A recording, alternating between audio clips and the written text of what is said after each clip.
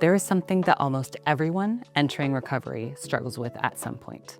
The belief that there must be one correct way to recover. One right diet, one right program, one right protocol, one right philosophy. And if you could just find that perfect system, everything would finally fall into place. But the truth is that recovery rarely works that way. Recovery is not a rigid formula. It is a process of learning how your own body, brain, your nervous system, how they actually work for you. And that requires curiosity. Some people come into recovery carrying a lot of voices in their head from other people. Carbs are fine. Carbs are the problem. You should eat intuitively. You should be tracking. You should never restrict. You need firm boundaries.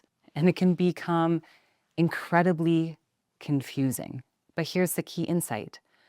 Different brains respond differently to food.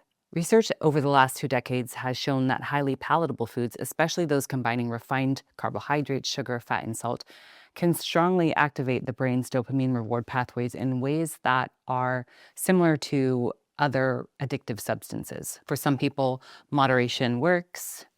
For others, certain foods trigger loss of control, persistent cravings, and repeated relapse. If that's your experience, then recovery may require something different. Not punishment, not deprivation, but clarity. This is where finding your own path becomes important. Some do well on a high-carb diet. Some people feel best eating low carb. Some people like plant-based diets. Some thrive on ketogenic or animal-based diets. Some people feel untriggered by sweeteners and feel that they are really helpful. Some people feel better removing sweeteners altogether because even non-caloric sweetness keeps the reward circuitry activated. Some people love milk and cheese and eat it daily. Others find that dairy and cheese keep them stuck in compulsive eating loops. There is no universal template. We wish there was something cut and dry, something easy, follow this formula, but there is no one right way in recovery. But there is something incredibly powerful about paying attention to how your body feels, how your mind feels, how your cravings behave, whether your energy stabilizes, whether the mental noise around food quiets down. These signals matter.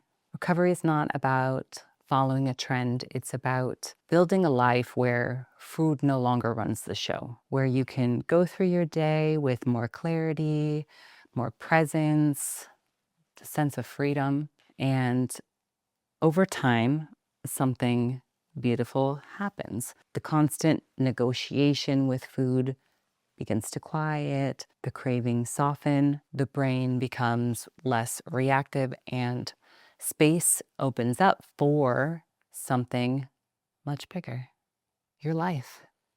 Recovery is not meant to shrink your world. It is meant to give it back to you. To give you your mornings back, your energy back, your creativity back, your ability to sit with people that you love. So if you're early in your journey, remember this. You don't have to copy anyone else's recovery. You can learn from others. You can borrow tools. You can experiment with strategies. But ultimately, the path that works will be the one that aligns with your biology, your nervous system, and your lived experience. Recovery is not about fitting yourself into someone else's framework. It's about discovering the conditions under which you become free. And that process, while sometimes very messy, is also deeply empowering because the more that you listen to your body, the clearer your path becomes. If you enjoyed this video, please let me know, leave a comment, and if you like this video, subscribe to this channel. It really helps. Until next time, my friends.